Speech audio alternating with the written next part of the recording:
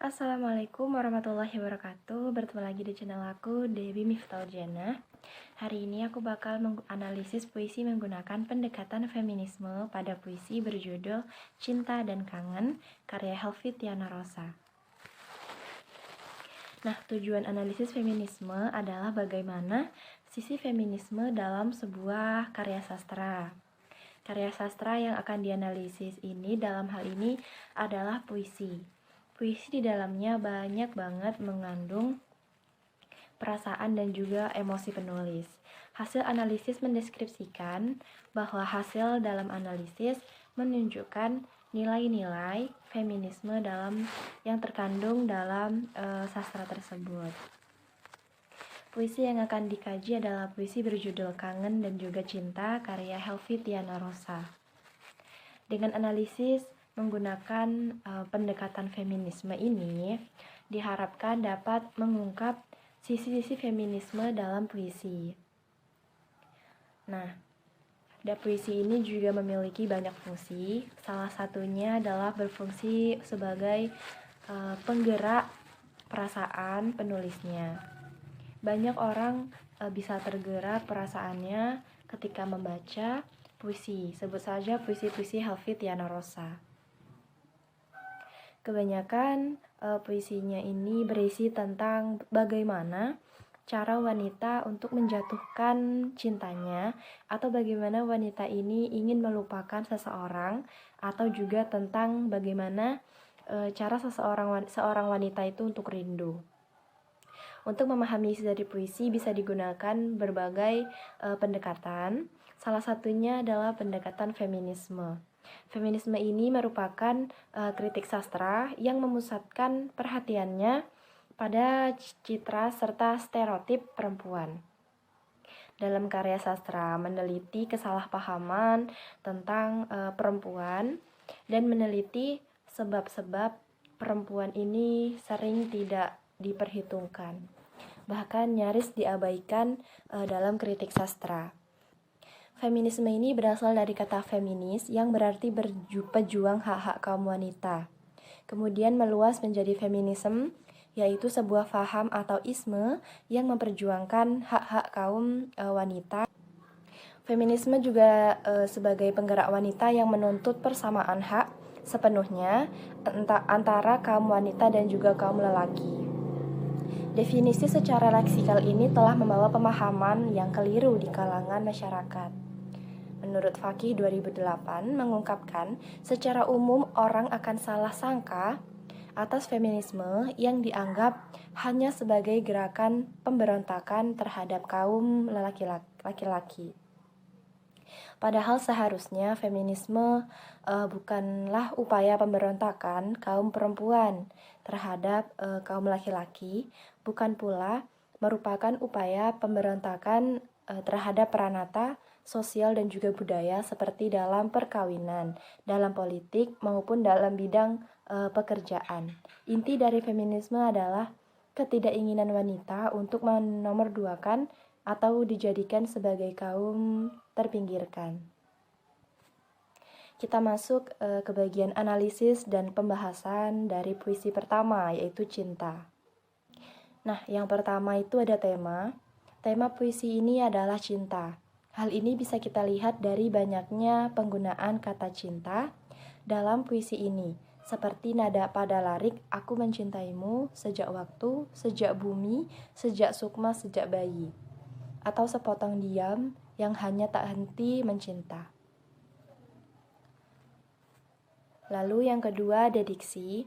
Diksi yang digunakan penyair dalam puisi ini sangat indah dan tidak biasa, seperti pada larik aku yang mendambamu hingga ke paling lembah.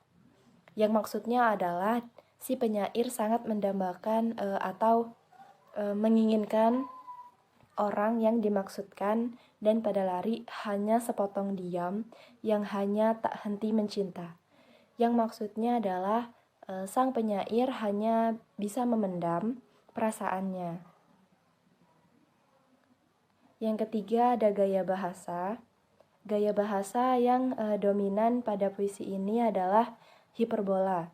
Bisa dilihat dari larik pertama, Dan kedua, aku mencintaimu sejak waktu, sejak bumi, sejak sukma, sejak bayi. Dan aku mencintaimu sampai laut, sampai langit, sampai darah, sampai mati. Sangat berlebihan. Yang keempat, rima dan irama. Dalam puisi ini penyair tidak menggunakan rima seperti AA, AA, atau AB. Puisi ini tidak terikat rima, namun di beberapa tempat puisi ini memiliki irama seperti pada larik pertama dan kedua puisi ini. Setelah membahas sedikit struktur dari puisi ini, selanjutnya kita akan melihat puisi ini dari segi feminismenya. Wanita ingin dicintai apa adanya. Dalam puisi ini jelas bahwa perempuan ini ingin dicintai dengan apa adanya mereka. Hal ini tergambar pada larik "Panggil aku cinta, bukan, aku bukan wanita khayalanmu". Kata "panggil aku cinta" adalah bukti bahwa perempuan ingin dicintai, dan kata "aku bukan wanita khayalanmu" adalah bukti bahwa wanita ingin dicintai apa adanya, bukan seperti gambaran wanita yang ada di benak banyak lelaki yang cantik bak model, putih seperti salju, anggun seperti putri, dan lain-lain. Wanita adalah sosok pecinta dalam diam, dan sosok wanita dalam puisi cinta tersebut digambarkan menjadi sosok yang sangat mencintai. Namun karena sulit untuk berinteraksi dengan orang yang dicintainya, keberadaannya jadi seperti ada dan juga tiada. Hal itu dikarenakan kebanyakan wanita mencintai pria hanya dalam diam atau tak berani mengungkapkan perasaannya. Dijelaskan pada larik, sebab aku mungkin ada, sebab aku mungkin hanya tiada. Sepotong diam yang hanya tak henti mencinta. Meski begitu, wanita selalu teringat oleh orang yang dicintai, dimanapun dan kapanpun.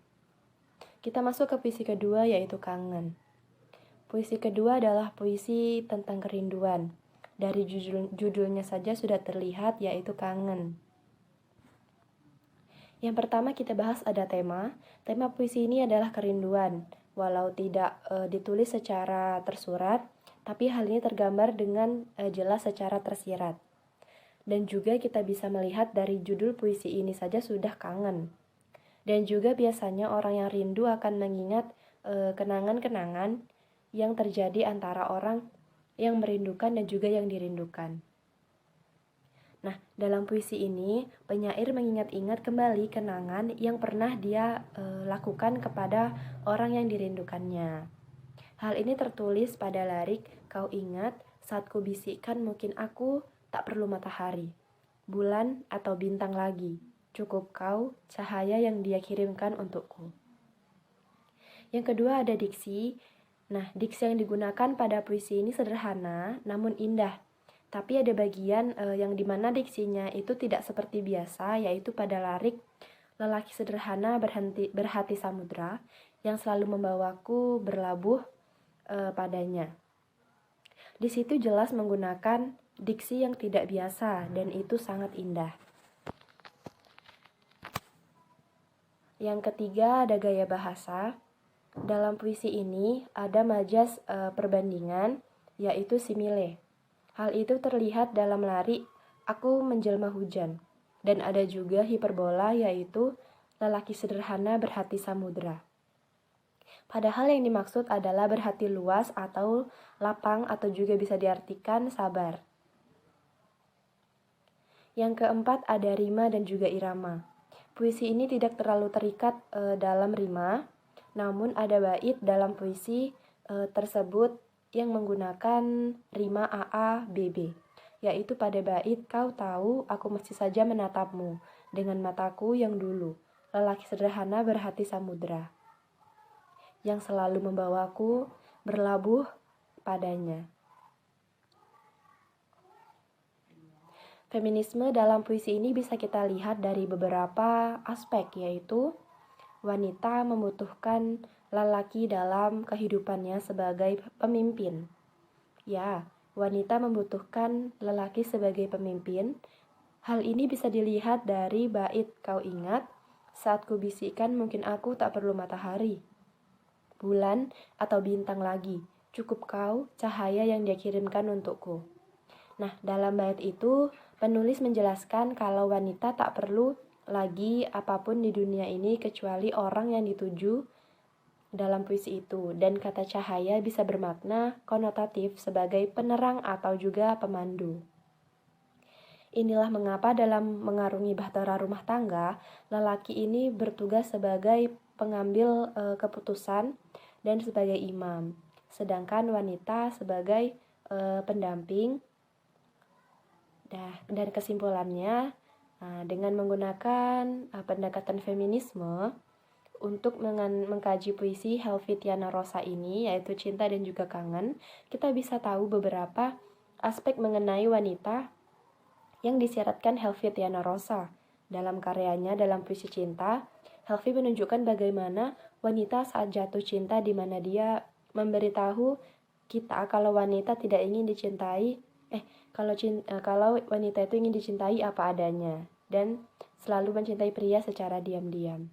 Dan dalam puisi kangen, Helvi menunjukkan kalau wanita ini membutuhkan sosok pemimpin dalam hidupnya, yaitu laki-laki.